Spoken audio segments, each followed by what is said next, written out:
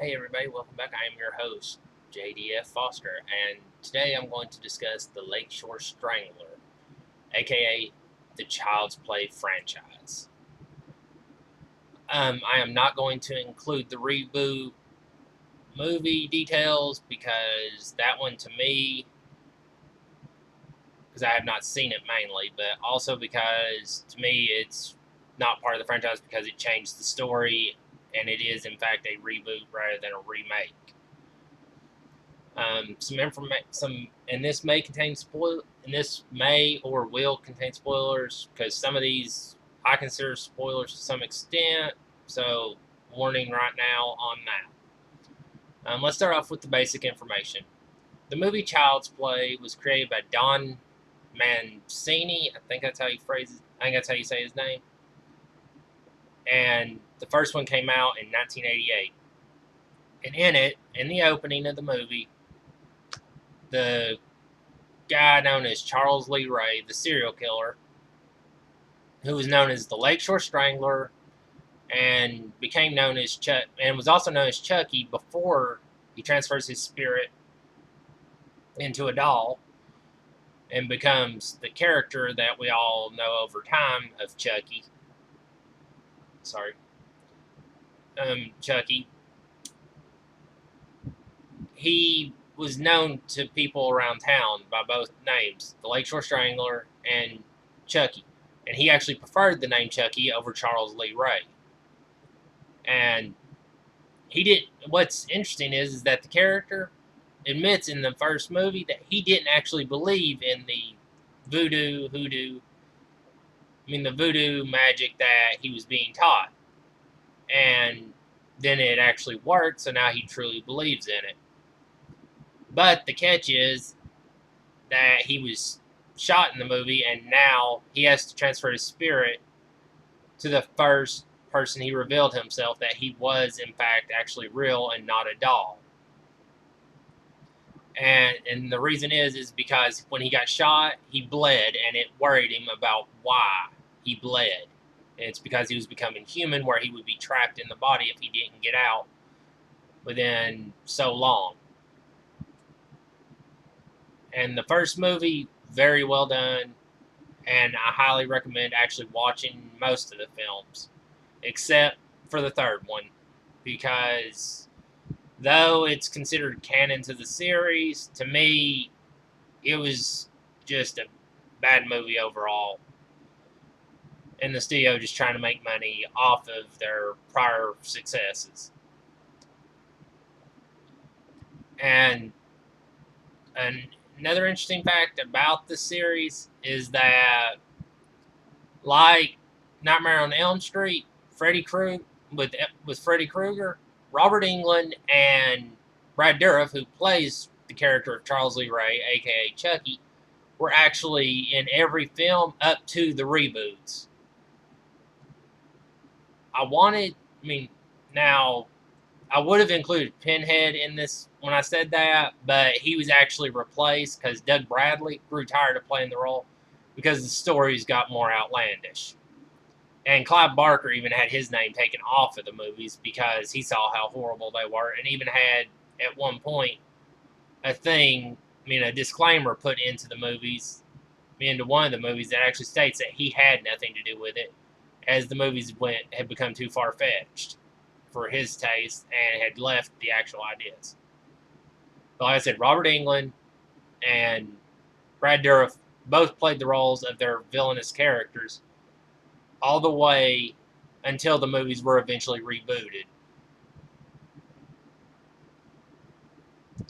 Other characters who have been in multiple movies include Alex Vincent, who played Andy Barclay from the original and the second movie. He was mentioned in the sixth movie. He was mentioned in Bride of Chucky, which is the fourth movie. And he has a brief appearance in the credits, so there's your spoiler there. He has a brief appearance in the credits for Curse of Chucky. He comes back to actually be in the seventh movie, Cult of Chucky, which is the first film where him and Jennifer Tilly actually share scenes in the movie.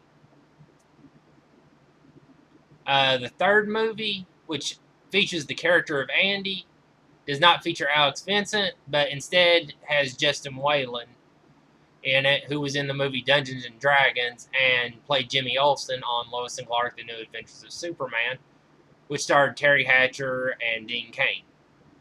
The reboot has Gabriel Bateman in it. One thing the reboot bothered me for is the fact that it changed the story, but another reason is, why did it give Andy the hearing impairment and make him older? Whereas when he got Chucky in the original, it actually made more sense. And the only reason I know those things about the reboot, that the character's older and he has a hearing impairment, is because it actually got brought up on the news and other areas of focus, including IMDb, where I get a lot of my information from, and where I get my information from, along with other sites that actually talked about it. And it actually makes me, but still, I'm really curious on why they did the hearing impairment for him, because that makes very little sense to me. But anyways, other characters that appeared in multiple films include Jennifer Tilly, who played the character of Tiffany, who was the female doll version of Chucky, and the love interest for Chucky since the fourth movie. She starred in Bride of Chucky, which is the fourth movie, and it went until the seventh movie, Cult of Chucky, having a small appearance in Curse of Chucky. And a couple of interesting things about her is that the character of Tiffany, her last name, a lot of people forget it, is that it is actually mentioned in the movie. Her name is Valentine, which I find ironic because she has such horrible luck in love, as the only person she loves has been known to actually be very cruel and mean to her, even turning her into a doll. But also, there's a type of reversal done in the movie as to the real life. The doll of Tiffany, when she takes her doll form, she dyes her hair black when it was naturally blonde. Jennifer Tilly in real life actually does the opposite. She dyes her hair blonde from black. I mean, she has naturally black hair, and she dyes it blonde when she does her roles. And the other one I wanted to bring up that I found interesting was Fiona Dourif, who played Nika Pearson in Curse of Chucky and Cult of Chucky. The thing is, this is Brad Dourif's real-life daughter. And I actually enjoyed 6 and 7 because of the idea that you had a father-daughter team that actually worked in movies together, and it was played out nicely, so well. And a lot of people, I mean, if you'd asked me, I wouldn't have known it was Brad Dourif's daughter. I might have thought it was like a girlfriend or something like that, because Hollywood is known to have a lot of May-December type romances. But when you look at them in the movies, you can actually see they do actually bear a lot of resemblance to each other, so it changed my idea once I saw that. And then I thought, okay, they might be a brother with a real young sister, and then found out they were actually father and daughter, and it worked out really well. It made me enjoy the movie a lot more because of how they played off, because of how they're both because Fiona's actually a really great actress and able to play the scenes real well with her father. Now I'm going to go on to some other interesting facts that I found.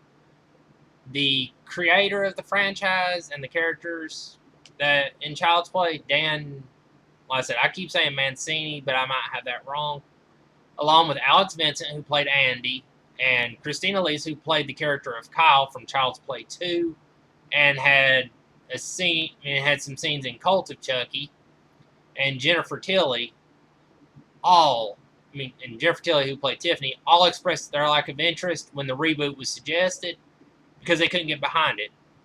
Dan, along with other writers and people who had been involved with the previous movies in the series, decided to do a limited series to continue off of their storyline that they'd been going with. And it's actually still listed as being in production. So, and personally, I kind of hope it gets put on Netflix, YouTube, or on regular television, because I would love to see this as compared to the reboot. Something that the reboot did that the original was going to do but was rejected was the explanation of why Andy's father is not in the movies. In the original, a deleted scene that was done actually has Andy showing Chucky a picture of his father and stating he died in a crash. Whereas the reboot does a narrative that explains why the father's dead. And this I found really interesting. Mark Hamill, who's known for being the Joker in the DC universe and being Luke Skywalker, well, being the Joker in the video games and also in the 90s animated series, was the guy who replaced Brad Dourif and took over the role of Chucky for the reboot. Brad Dourif had actually tried out for the 1989 Batman, which has Joker in it, and was actually really considered for it, but Warner Brothers they overrided the vote for it, and had Jack Nicholson take over, which got interesting to me because I would love to have seen what Brad Dourif would have done with the role if he'd been darker, like Hamill's was, or even Ledger's, or if it would have still had this sense of humor that Jax had in it, or if it would have been a mix of them. But now, another interesting fact: Chucky's real name, Charles Lee Ray, is derived from three noble killers, one of which I actually knew as being the name by the chosen names, because Chucky in the movie is a serial killer. So I thought off of that and thought, that actually makes sense. And then realized later on, when I found out this fact, that I was actually right. The name Charles comes from Charles Manson, which, like I said, was kind of obvious to me. But the middle name Lee comes from Lee Harvey Oswald, the guy known for killing Kennedy. And his last name, Ray, is James Earl Ray, the guy who shot Martin Luther King. Now, big spoiler, in a way. Well, big spoiler here. When Mancini originally, his original idea for the first movie was to toy with the audience, making them wonder whether Andy was actually the killer or not. And this was, for a lot longer in the movie than they did. Well, this idea was later used by Kevin Tenay in the movie Pinocchio's Revenge in 1996. And Pinocchio's Revenge, very good, but when I watched it, my first thought was actually, they're copying Child's Play. So it's actually good to know that the idea used was actually what Dan had in mind originally to use. And I think it would have actually worked in the original Child's Play with the way it was done. Also, the day that the film, the original film, when it was released in theaters, is the same day used in the opening scene in the movie, where Chucky transfers himself to the doll when he's dying during a shootout with a cop. November 9th, 1988. Thing is, that date comes up in later movie, in at least Bride of Chucky as being used. But it's used, from what I saw, in other films as well, but I can't remember what they used it for. Child's Play 2 is the shortest of the Child's Play franchise movies at 84 minutes. And Child's Play 2, as well as The Seed of Chucky, were the only films where the character of Chucky did not get shot at any time in the film. Now, Child's Play 3 actually got put into the news a lot and became a center of tabloid interest in Britain it actually got put in the news for 2 different murders. One in Britain happened to was about the death of a 2-year-old named James. I want to say Bulger is how the name is said, and I'm sorry if I get that wrong. And like I said, you can look this up and find these cases where it was actually brought up. But anyways, there were 2 kids accused of killing this 2-year-old, and they were stated by lawyers as getting the idea from Child's Play 3 movie. Though it was later revealed that neither one of these kids had seen the movie before the case mentioned it. Another case that took place was the death of a young girl who was tortured for days by people who kidnapped her and then set on fire and left in a ditch. She survived for a while after she was set on fire, but eventually in the hospital she died from she died from the wounds and injuries that she had sustained. Later on, but she was noted as having said many times when she was found, "Hi, I'm Chucky, wanna play?" which is a line stated in the movie. But in the movies. But it was later revealed that the line that she quoted was actually a misquote of what she'd actually been tortured by.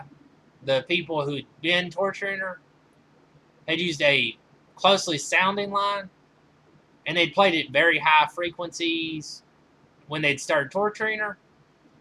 And at one point, it started becoming that, like Pavlov and the dogs, when they would start playing that nice little speech, that she would automatically get scared and start screaming from it. And at least at the point that Child's Play 3 came out, the movie at that time was Brad Dourif's least favorite film in the series. I don't know if this has changed or not, but like I said, it was at the time listed as being the guy who played Chucky. It was his least favorite film. And another thing about it, this film was rushed by the theaters. By the company. The second one hadn't even debuted yet, and they were telling Dan to start writing the third script. And this bothered him because he was so tired from the second one and didn't have enough time to get back yet and come up with a new idea. But this is what he eventually came up with, which is another reason why I think the movie was actually horrible. Bride of Chucky, or as some know it, Child's Play 4, actually during the movie has a mistake in a news segment that's done. It talks about Chucky having died in Hackensack, New Jersey, when he was in fact gunned down in Chicago, Illinois, even though it gets the date right, along with news clippings that Tiffany has about Chucky's murder, about Charles Lee Ray's murder, about his death, as being dated at 11/9/88. And now on to the 5th one. Seed of Chucky is actually the first film under the production company Rogue Pictures, and not just the first film of the Child's Play franchise to be listed under Rogue Pictures. Also, Seed of Chucky is the only film in the series that doesn't mention Chucky's full name. I had actually forgotten that, and then I went back and watched and saw that, yeah, this was actually true.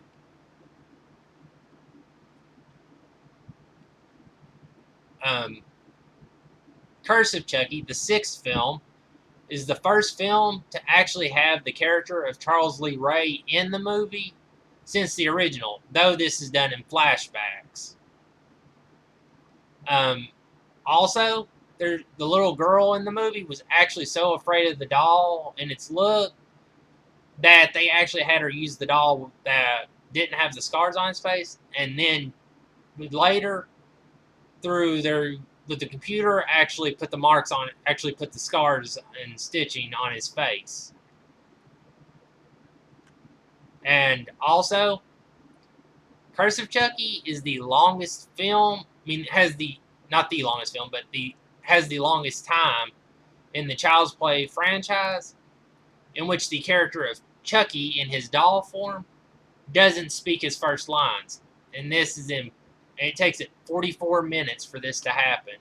And it's also the first film in the series where the child doesn't realize Chucky is actually evil. Also, another interesting fact about this, the creator, this is the first film he did of the movie where he actually stated in an interview that he felt it was his first horror movie, as Bride of Chucky and Seed of Chucky were too much of a comedy. The next movie, Cult of Chucky, actually references Bride of Chucky when Tiffany states that somebody once told her true classics never go out of style. This was a line in Bride of Chucky actually spoken by Chucky to Tiffany when he kills a person. Also, something I didn't know, that this actually really did surprise me. Cult of Chucky, Fiona Dourif and Alex Vincent are actually the same age in real life. But their characters, now this part I did know, the characters are actually 6 years apart because Fiona's character was born around the time of the beginning of the first film. If you actually watch Curse of Chucky, it explains this.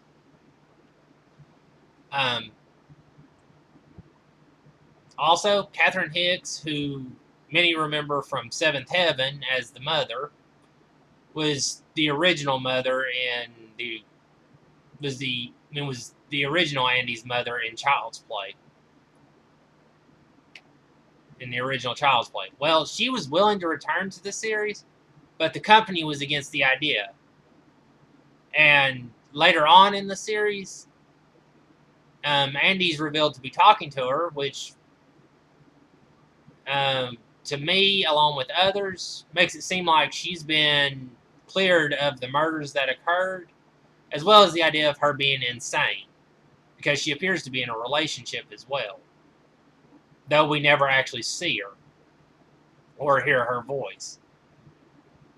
But when she was declared as being insane, that's why they didn't have her in the second movie, though originally they had planned to have her actually in a court hearing at the beginning of it, where she was declared to be insane and be locked away. But that's how the second movie actually came up with the way it went. My favorite character in the series is actually challenging, though Chucky is probably at the top.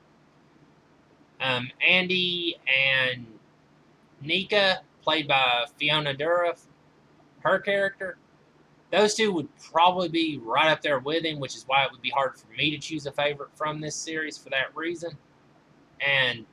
But I would like to hear who your favorite character was in the series, in the franchise. So leave it in the comments, along with what you'd like for me to do for an upcoming video. Have a good one.